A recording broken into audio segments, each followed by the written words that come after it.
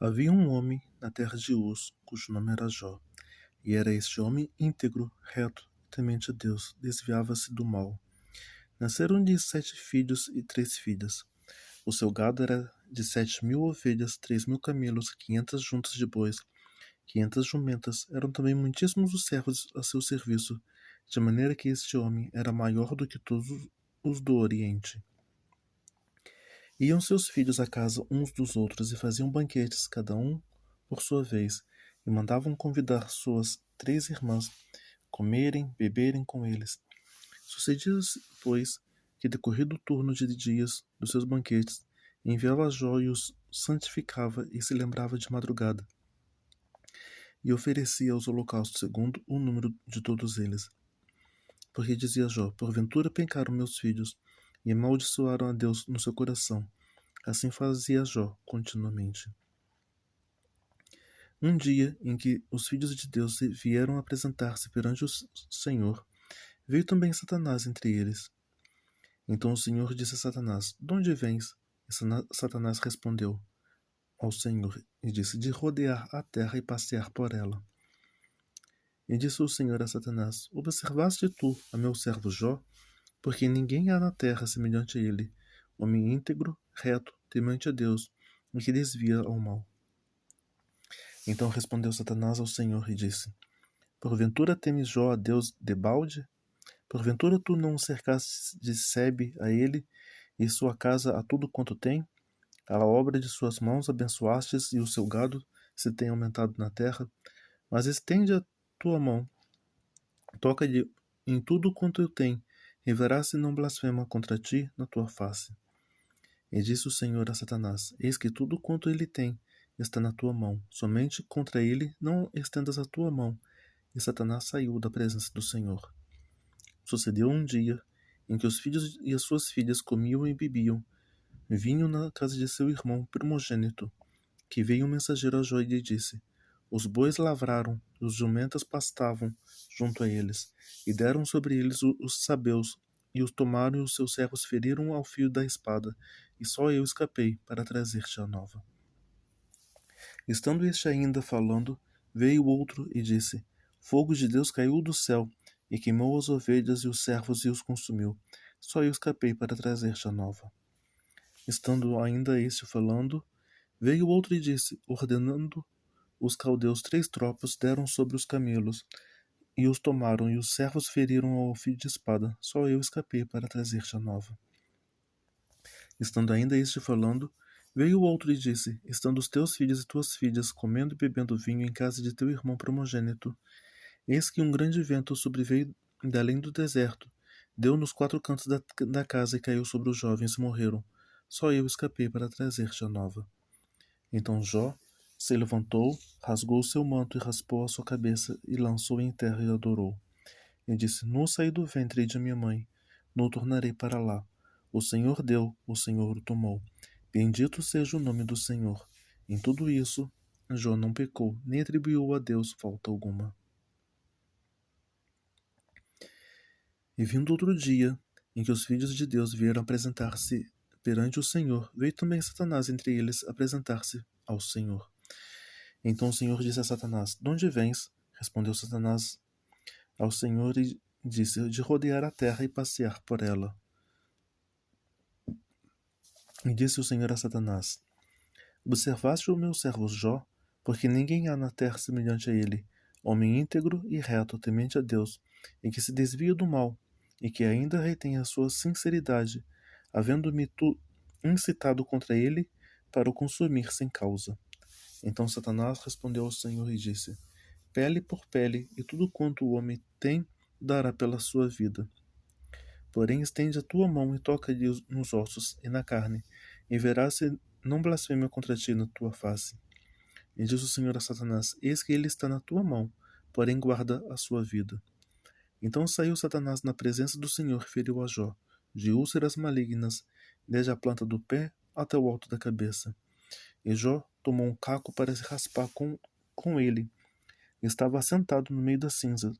Então sua mulher lhe disse: ainda retens a sua sinceridade? Amaldiçoa a Deus e morre. Porém ele lhe disse: Como fala qualquer doida, falas tu. Receberemos o bem de Deus e não receberíamos o mal? Em tudo isto, não pecou Jó com seus lábios.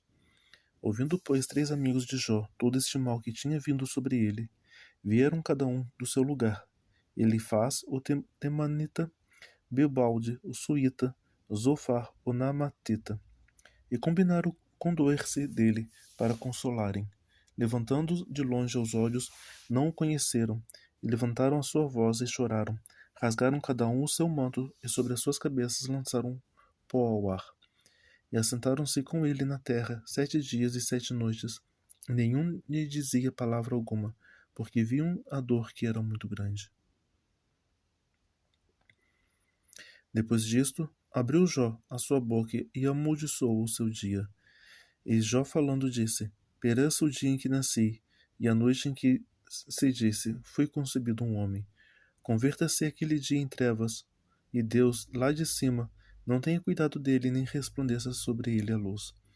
Contaminem-no as trevas e a sombra da morte, habitem sobre eles a nuvem escuridão do dia e o espante. Quanto àquela noite, dela se apodere a escuridão, e não se regozije ela entre os dias do ano, e não entre os números dos meses. Ah, que solitária seja naquela noite, e nela não tem entre a voz de júbilo.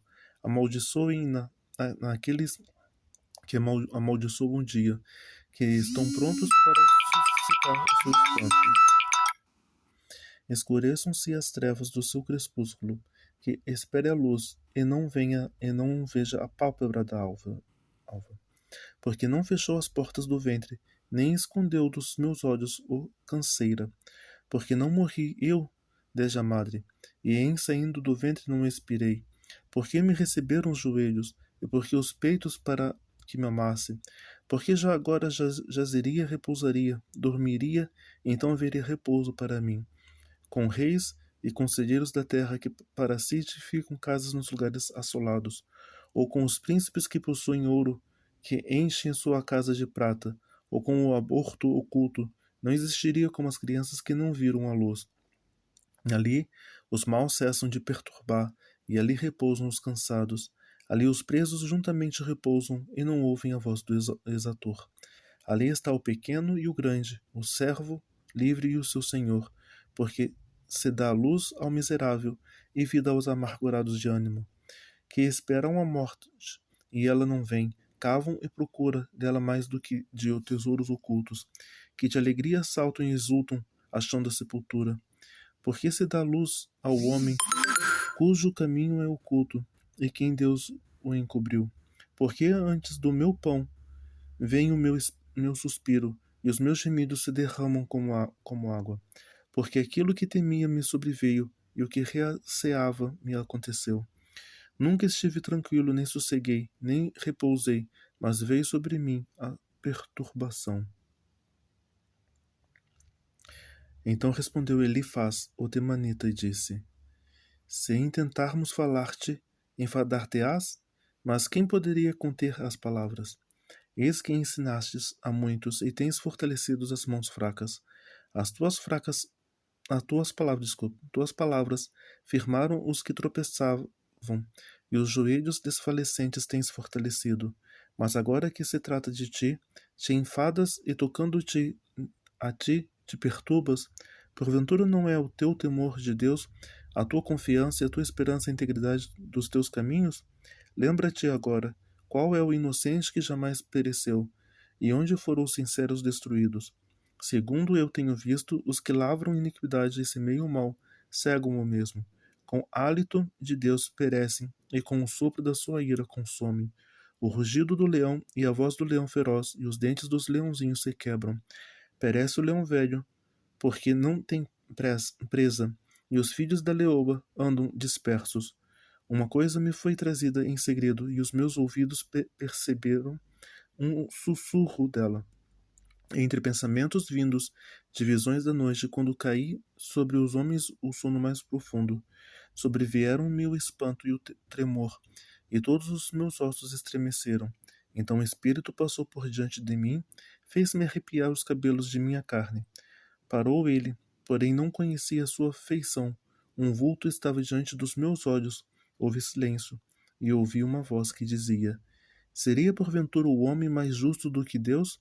Seria porventura o homem mais puro do que o seu Criador? Eis que ele não confia nos seus servos, e os seus anjos atribuem loucura. Quanto menos aqueles que habitam em casa de lodo, cujo fundamento está no pó, e são esmagados como a traça. Desde a manhã até a tarde que são despedaçados, e eternamente pereçam sem que disso se faça caso. Porventura, não passa com eles a sua excelência? Morrem, mas sem sabedoria?